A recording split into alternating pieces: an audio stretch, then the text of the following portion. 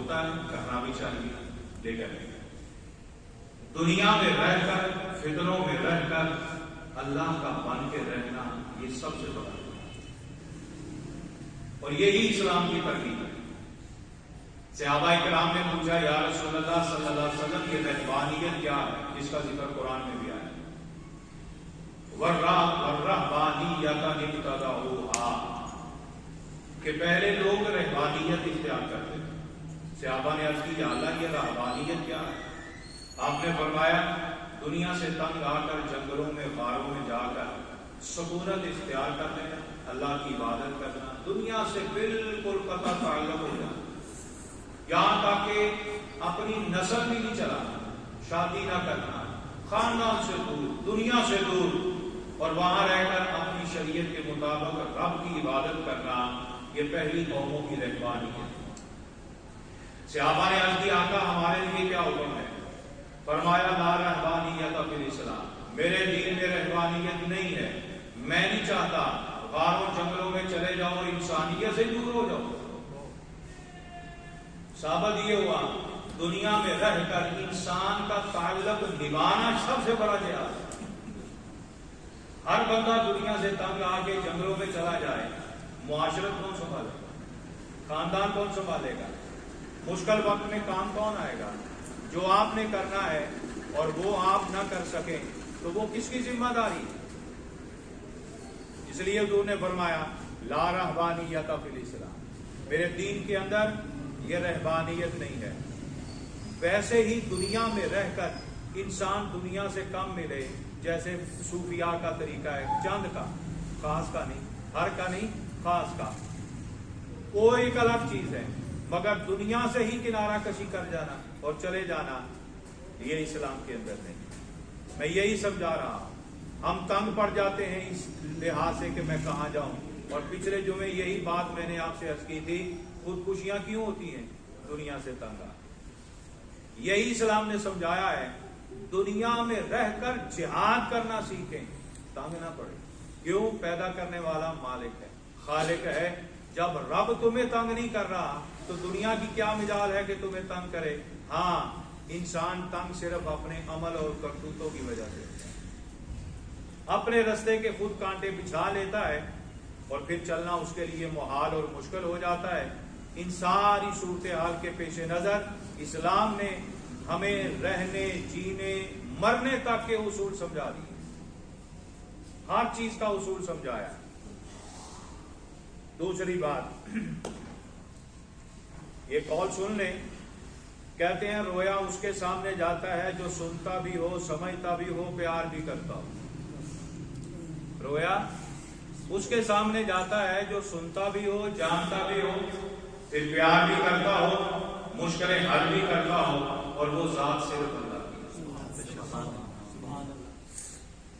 رویا اس کے سامنے جاتا ہے، سنتا بھی ہے، جانتا بھی ہے، مشکلیں حل بھی کرتا ہے، لیکن روتے ہوئے سے پیار بھی بڑا کرتا ہے۔ وہ نہیں رلاتا، یہ یاد رکھنا، اللہ کبھی اپنے بندوں کو نہیں رلاتا۔ وہ تو کہتا ہے کہ ہنستے رہو، روتے ہم اپنی وجہ سے، اپنے عمل کی وجہ سے، نہیں سمجھ آئی؟ سیانے نے کہا کہ رستے سے رکاوٹ ہٹا دو، کہیں کسی کی ٹھوکر نہ لگ جائے، مگر نہیں مانے، اسی پتھر کے شکار ہم خود ہو کے ایکسیڈنٹ کروا بیٹھے۔ اب بتائیں بڑے نے رلایا یا ہم خود روئے؟ اس نے تو کہا تھا ہٹا دو، نہیں مانے۔ آج رو کیوں رہے ہیں؟ بڑوں کی مان نہیں رہے، بڑوں کی مان نہیں رہے۔ مان جائیں گے تو وہ ہنسائے گا، وہ ہنسائے گا۔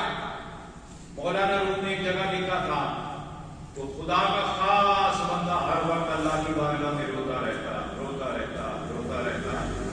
کسی نے پوچھا اس دنیا میں کبھی ہنسے بھی ہو؟ اس دنیا میں کبھی ہنسے بھی ہو؟ جب دیکھا ہے زندگی بھر روتے ہی دیکھا ہے۔ آپ نے فرمایا کبھی تو روئے بغیر پیدا ہوا؟ غور طرف آ، بچہ کبھی ہنستا پیدا ہوا؟ بلکہ نہ روئے تو رلاتے۔ کیونکہ اس کا رونا ہی علامت ہے، اشارہ ہے کہ میں جی گیا ہوں، میں سانس لے رہا ہوں۔ نہ روئے تو کہتے ہیں بچہ رویا ہی، نظام اس کا ہے، مگر بتا یہ رہا ہے، مولانا روم نے کہا تھا، فرمایا بچہ رونا اس کی زندگی کی علامت تو دیتا ہے، مگر خدا جو تمہیں اشارہ دے رہا ہے جب تک ہنسنا تھا عالم ارواح میں ہنس لیا ہے، اب زندگی کچھ تجھے دی ہے نا، یہ دنیا میں تجھے رونا ہی پڑے گا، مشکلوں میں آنا پڑے گا۔